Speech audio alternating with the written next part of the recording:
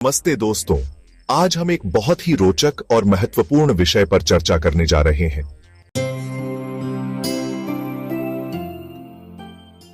आज के इस वीडियो में हम जानेंगे राम राम के महत्व और इतिहास के बारे में।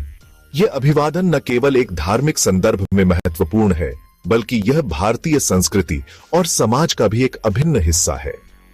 अगर आप एक हिंदी भाषी हैं, तो आपने इस अभिवादन का प्रयोग कई बार सुना और किया होगा।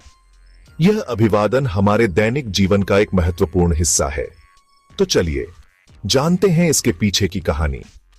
राम राम का इतिहास बहुत पुराना है और यह हमारे पूर्वजों से हमें विरासत में मिला है। सबसे पहले राम राम का मतलब समझते हैं। यह भगवान राम के नाम से जुड़ा हुआ है, जो कि हिंदू धर्म में एक प्रमुख देवता है। भगवान राम को मर्यादा पुरुषोत्तम कहा जाता है, जो आदर्श पुरुष और राजा के रूप में पूजे जाते हैं। उनके नाम का उच्चारण खुद में ही शांति और सकारात्मकता का प्रतीक है। राम शब्द का उच्चारण खुद में ही शांति और सकारात्मकता का प्रतीक है। यह शब्द हमारे मन और आत्मा को शांति प्रदान करता है। जब हम किसी को राम राम कहते हैं, तब हम उसकी भलाई और सुख समृद्धि की कामना करते हैं। यह अभिवादन हमारे रिश्तों में मिठास और आत्मीयता लाता है। इतिहास की बात करें तो राम राम का उपयोग प्राचीन काल से होता आ रहा है। यह अभिवादन हमारे पूर्वजों द्वारा भी प्रयोग किया जाता था और आज भी इसका महत्व बना हुआ है। विशेषकर उत्तर भारत में यह अभिवादन केवल धार्मिक संदर्भ में ही नहीं, बल्कि दैनिक जीवन में भी गहराई से जुड़ा हुआ है। यह हमारे समाज की एकता और भाईचारे का प्रतीक है। यह कहना गलत नहीं होगा कि राम राम न केवल एक धार्मिक अभिवादन है, बल्कि भारतीय संस्कृति का भी अभिन्न हिस्सा है। यह हमारे समाज की विविधता और समृद्धि को दर्शाता है। अब सवाल उठता है कि इसे इतना महत्वपूर्ण क्यों माना जाता है? इसका जवाब है इसकी सरलता और गहराई। इसका जवाब है इसकी सरलता और गहराई।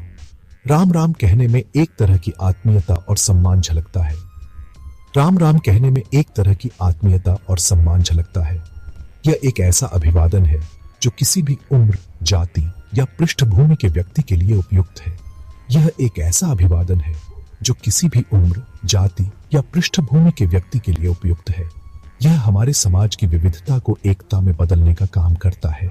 इतना ही नहीं, राम राम में एकता और भाईचारे का संदेश भी छिपा होता है। यह हमें याद दिलाता है कि हम सब एक ही संस्कृति और धरोहर का हिस्सा है। जब हम इस अभिवादन का इस्तेमाल करते हैं, हम एक दूसरे को यह याद दिलाते हैं कि हम सब एक ही संस्कृति और धरोहर का हिस्सा है।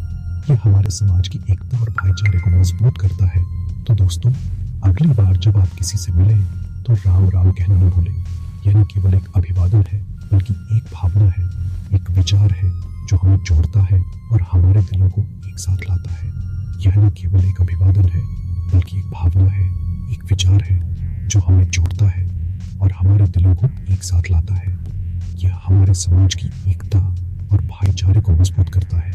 वीडियो देखने के लिए धन्यवाद। अगर आपको यह जानकारी अच्छी लगी हो, तो लाइक और सब्सक्राइब करना न भूलें। अगर आपको यह जानकारी अच्छी लगी हो, तो लाइक और सब्सक्राइब करना न भूलें। मिलते हैं अगले वीडियो में।